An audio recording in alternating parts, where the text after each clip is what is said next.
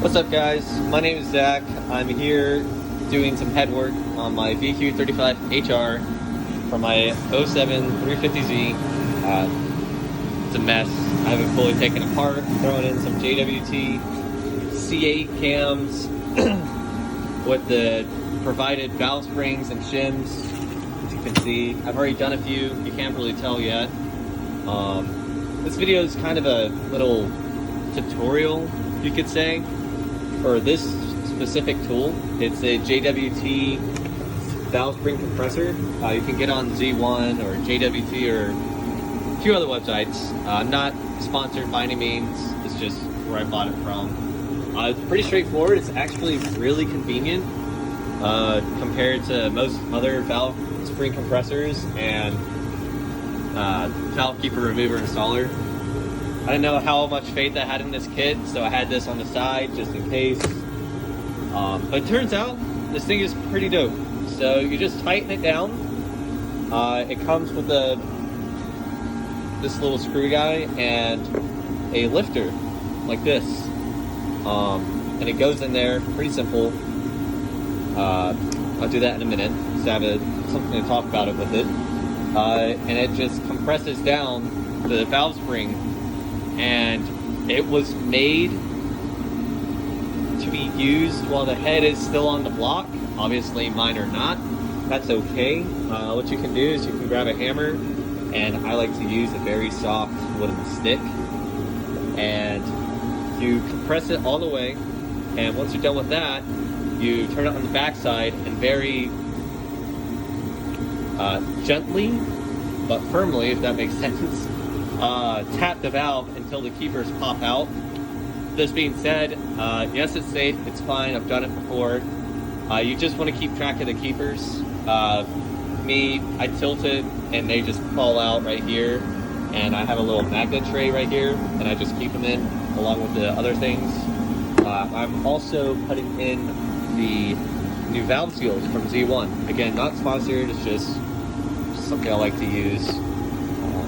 When you're doing valve springs, the valve seals are literally right there, so they take 30 seconds to do. It's almost stupid not to do it, especially when you have higher mileage. The engine that's in here right now, what's left of it, has about 110,000 miles on it, can't quite remember. So it's about that time. They don't need them, but it's nice, they're right there, so why not? So yeah, so with this, apparently there are two style buckets that came with this tool. One looks like this, where it's like slightly raised, and then the other one, it looks like a legitimate lifter, but it still has the hole in it. This one would not fit in here originally. So what I did is, well, I can't find the bolt, but I put a bolt in here and a nut on the other side and tightened it down, and I just threw it in the impact and I spun it like on a drill, kind of, if you could say, and I just sanded it down. I used I think 80 grit, then I stepped it up to like 200 and 500 and 1200 just so it'd be like really fine and smooth. I also deburred the end of it so nothing would catch, nothing would scratch while you're putting it in there, because you don't want that. That's a bad time. It's not too big of a deal, but again, you know, why not? You're already sanding it. If you use this tool, this can be used on the DE, Rev Up, and HR, but if for some reason you have the same issue as I had and it wouldn't fit in there, all I did is I took 5-10 minutes, sanded it down, wiped it down. I had this just for other things, but you can use brake cleaner, whatever you want. I literally just had it here, so I was using it. Just clean it off so there's no shavings getting in there, because you don't want to do that. So, if you have this, you quite literally just want to put it in there and it just sits just like that, just like a regular lifter would. Then, well, first you're going to want to tighten this down. So I have this. If anyone has this tool or impact, highly recommend it. It's amazing. One of the specs is it torques down to 10 foot-pounds and then stops just like that. So now that it's tight, Where did it go? I'm really good at losing stuff that's right in front of me. I really don't know where I put it. You guys probably see it. I don't. That's fine.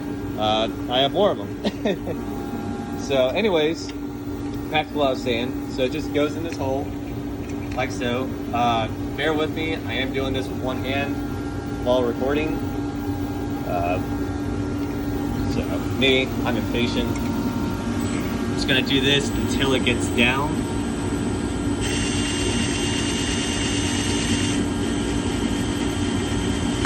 Right there. And then what it does, it's going to compress the spring.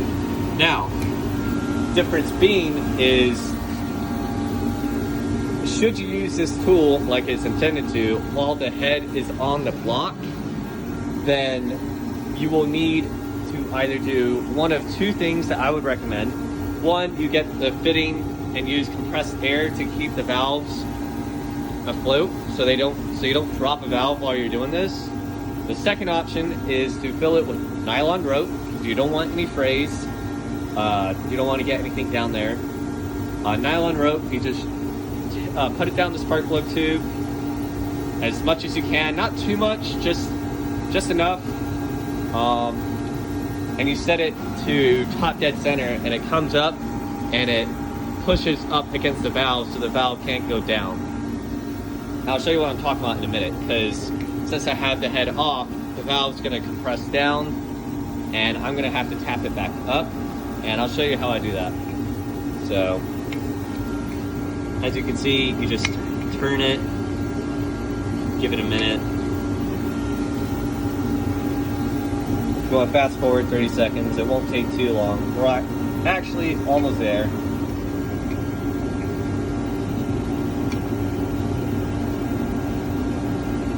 And that should be enough. So what's going to happen is, once you compress the valve spring with this tool, these keepers right here, you're going to want to tap the valve on the backside with this little wooden punch and a hammer. And what it's going to do is it's going to release these two keepers right here, and they're going to fall out. Do not lose these. Do not lose them. I mean, don't lose anything in any of the assembly, but especially these two guys. They like to go places. Don't let them go places. All right. Little, oh, I can't back it out. All right, cool. So I'm going to try and set this up. I thought I could back the camera. I probably can. I'm just not that smart. So I hope that's good. What's up, guys? So now that you have the valve spring compressed, the valve right here, can't tell if you can see it, it's pressed down. Obviously you don't want that. So what you're gonna do, take this little wooden punch and you're gonna put it on the center of the valve. So right here, there's a little indentation. You want to try to stay as center as you can. I like to use just a piece of wood because it's not gonna indent on the valve. Because if you use like a regular punch, like something metal or hard, it's gonna mess up the valve and you just don't want that. So, very simple. Just put it on the center. You will hear a click. The valve is now seated, and the keepers fall out. I will show you. So, there's one. Again, in the magnet, so you know where they're at. There's two. Now you can kind of see what I'm talking about. So they're gone right here. That's how they used to sit. Now they're out.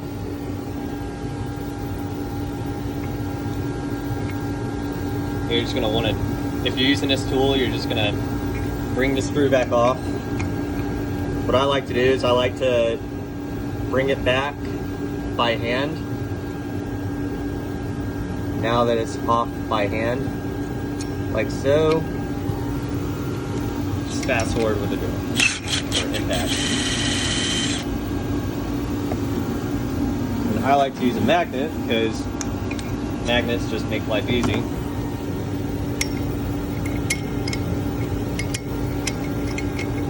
Sometimes when you get into a spot like this, you just gotta play with it, and as you can see, it comes out, no problem. So, one other small thing, retainer. I just noticed. Sometimes the retainer likes to come out with it. Usually they stay, but not always. Don't worry, they're gonna be in the area. The retainer's like the little hat that sits on top. That is this guy. All right, he doesn't want to play. It's fine. Grab a pick. There he is. Set him down there. Let him chill. And then magnet, spring. There's your spring. Stock spring, we don't want that guy. We want these guys right here. So, with the new valve springs, at least provided for me by JWT, I have the C8 cams for intake and exhaust. There are required new shims, and there is a stock one at the very bottom. It's kind of hard to see. I just realized I have a flashlight. Imagine that. There we go. So it's been there for a while. So I like to just, you know, play around with it a little bit. Take the tool off, it makes it a lot easier. Especially if you're doing the valve seals, which if you're doing the job, you should. They're right there. Don't be that guy that doesn't do the valve seals. Again, valve seals right there. But that's not what we're doing yet. We're getting the stock shim. If I can get my magnet. So I like to use two magnets. I like to use the big guy for the bucket, just because it can grab it better. And then little magnet, this guy, for this thing, because it is kind of a tight spot. It's not going to want to come at first. You just got to play with it, be patient. And if it doesn't come out like that, just grab your pick and just very gently just wake it up. Move it around. Tell it it's time to come out, you know? Then it should come out. Come on, dude.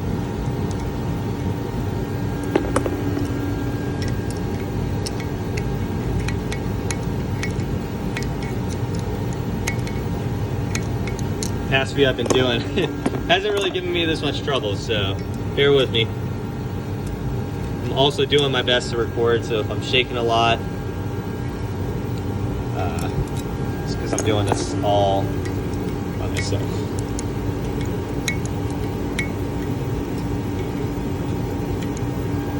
Alright, come on, magnet. Do the thing. No, you want to. There she goes, right there. So that's the stock guy. I'll just give you a little comparison real quick. A little greasy. So, here we go.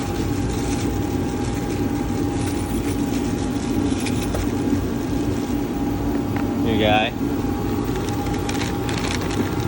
If you're using JWT springs, I can't speak for all of them, at least mine. If yours come like this too, the painted side is the bottom side. So make sure you're putting the painted side down. And this shim is also going to be on the bottom, just like the stock setup was. Let's see. There you go.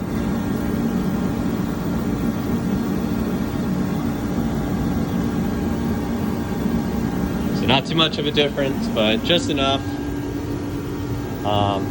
Next is going to be the valve seal. I like to get a set of these pliers. You can get them on Amazon. I can't quite remember the name of them, like specifically. I think they're hose clamps actually, or like hose pliers, or hose clamp pliers. I don't know. But anyways, what's so nice is they have like a circular grip on them. And you can use needle nose pliers. I have these for backup. Whoops. And like regular ones. You can use them. You just gotta be a little more careful, and they don't grip as good. And there's gonna be a bit of oil and whatnot on there, so it's just not a good time. With these, they're still gonna be on there pretty good. So just wanna get on there, grab it, give it a little twist, and pull. That's where it comes out.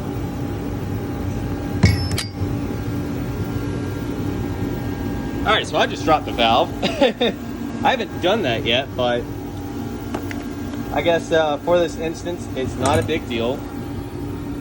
So, get this little piece of crud out there. So, if the valve pops out like it just did so, it's no big deal. Just look through here and put it back through. It's not the end of the world. Maybe it will stay, maybe it won't. I'm just gonna keep that there. Actually, tell you what.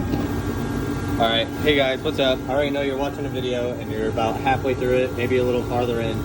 I did forget to show you one thing. I'm gonna show you real quick. So you've just taken out the valve seal, right? I'm already starting. I'm meant to show you guys right here. Once you pull off that valve seal, there might be some crud on there. What I like to do is just get a little piece of cloth and kind of just put it in there real quick, you know, go around the valve the best you can. Get these pliers I was telling you about.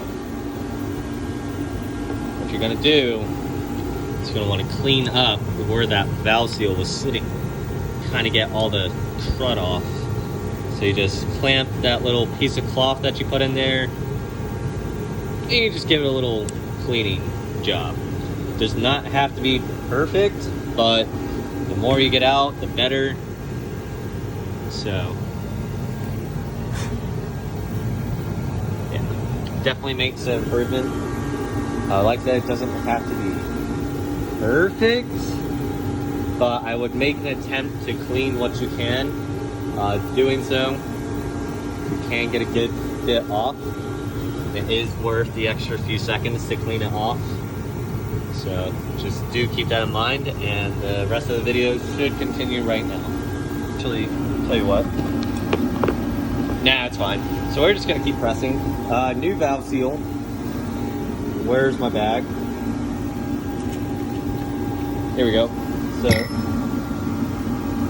nice. Yeah, this totally wasn't a prepared video, as you guys can see. I just wanted to make a video just so you guys could have it. I've looked on YouTube and didn't see too many videos. I definitely just dropped my whole thing of oil. I just like to use regular engine oil. I like Mobil one. When you're doing a job like this, you want to coat everything new in oil. Keep it lubed up. It's my all the extra stuff down there. Anyways, back to what we were talking about. Valve seal. Cool. So, fucking valve dropped again. That's cool. Alright, so bear with me. Same thing. It's funny because this is actually the first valve that's done this to me, especially more than once. I'm gonna punch you down for a minute.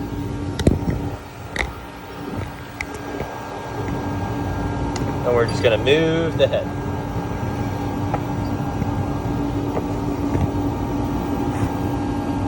All right, maybe that'll stop. So that's getting annoying, not gonna lie. So what you're gonna do, take this, dip it in oil. Don't be afraid to get your hands dirty because you're going to.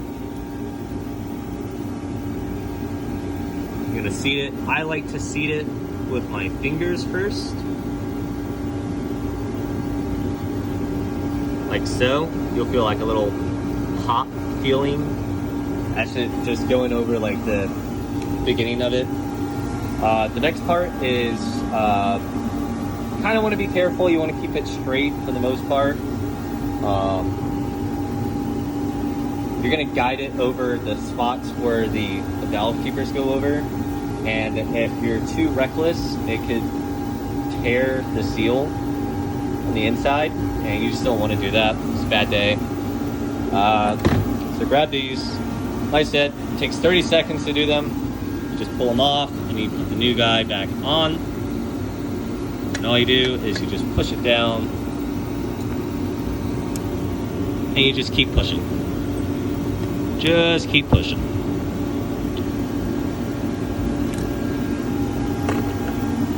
I'm gonna put the foam down because I'm gonna push the valve up with my fingers and kind of keep pushing on it. Just because that's how I am with valve seals. I just like to keep pushing on them and make sure they're seated, because valve seals are important. You want to make sure that they're seated properly. If they're not seated properly, they're not going to function right. If they don't function right, it's a bad day, because oil is going to get in to places that they shouldn't be. So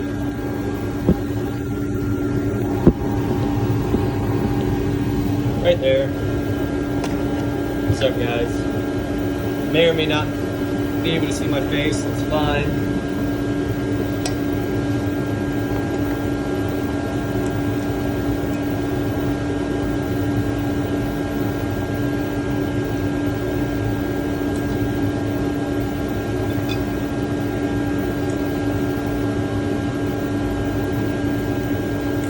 So, that's seated. It's all said and done.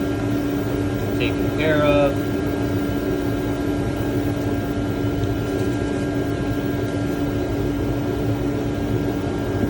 And this is why I like to do the valve seals first, because, and not like the shim and the spring, because you have the most access. You put the shim in there and you have to, you know, turn the head again, mess with the valve seal, whatever it may be.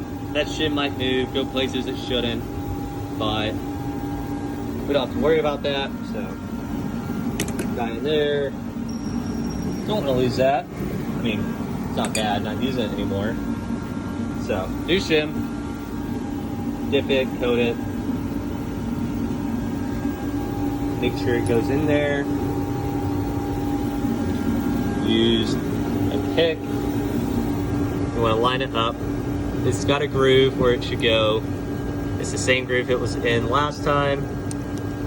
That's about right. Right there. As long as it's in this groove right here, you should be fine. You can see the valve seal is seated, and I now have the new shim in there. Now for the valve spring, again, dip it in oil. Everything in oil.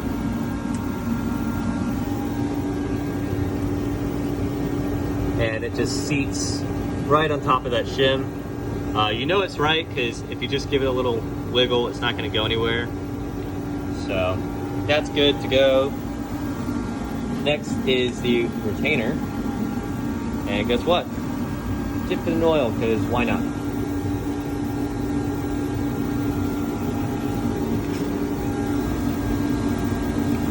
Then, going to take the valve keepers.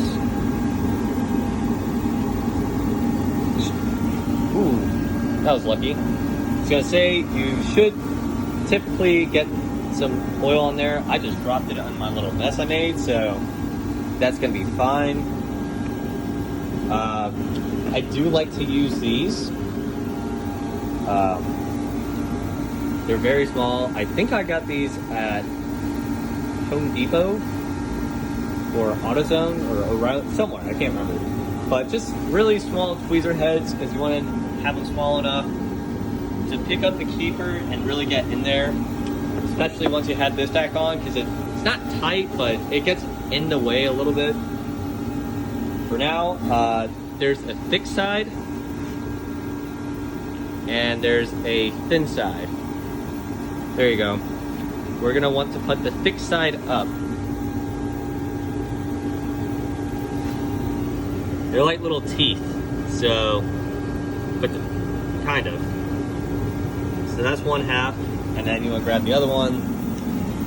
Cabin oil, I have this nice little surprise puddle of oil that I get to clean up now. And then again, the thick side up on the other side. Just like that. Once you've done that, and you've made sure that all of it is in there, I'm gonna grab this bucket again, put it back on there, just like you did, and it's the same as how you did it the first time. Throw the tool back on, and I don't know if I told you, but these two little bolts, one is shorter or one is closer to the middle, one is longer. That's how you like differentiate, make sure it goes on right. If you try to put it on the other way, it's not gonna fit. It took me a minute or two to realize I was kind of dumb. Didn't realize that. So, again, just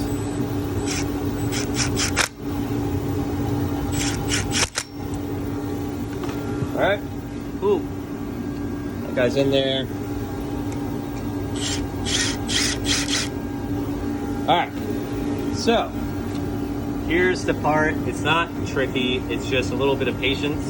And this is why I really love this valve spring compressor versus other valve spring compressors that I've seen and used.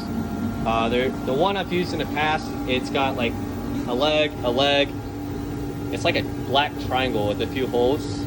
And you just bolt them to the ends of the head or wherever it can go, and there's a rod in the middle, and from that rod you have a lever that goes on top of it, and you push down, and that lever is going to have another rod, and that rod is going to push down on the valve spring just like this is doing.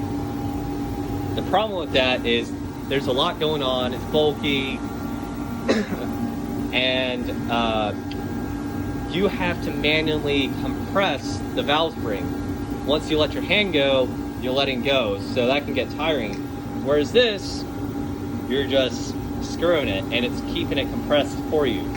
So it's a lot less work, which I really like. So back to this. You're gonna compress it until these teeth drop into their spot. Or not teeth, keepers. They're gonna drop into their spot.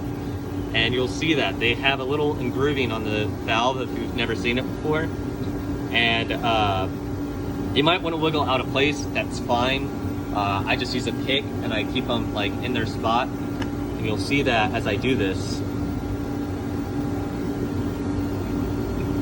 Very simple job. All right, so you see this?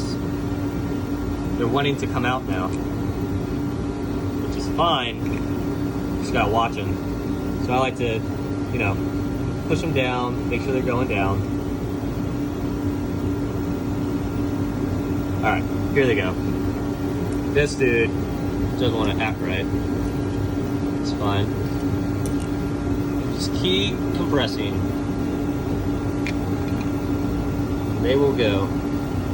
Sometimes they won't, and if it happens, I'll let you know. There we go. All right, cool. So, it's hard to tell that they are on there. They've closed back up. They're in their little groove. If you want, you can try to max it out. But once they come back together, that's how you know they've seated. So they are good. So what we're gonna do now is we're going to back it up, and you will see it's going to clamp together on the valve.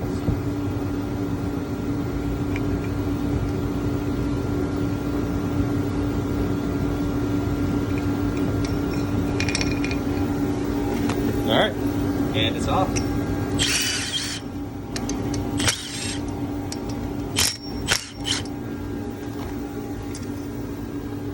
There you go. Grab the magnet, grab the bucket, and that's it.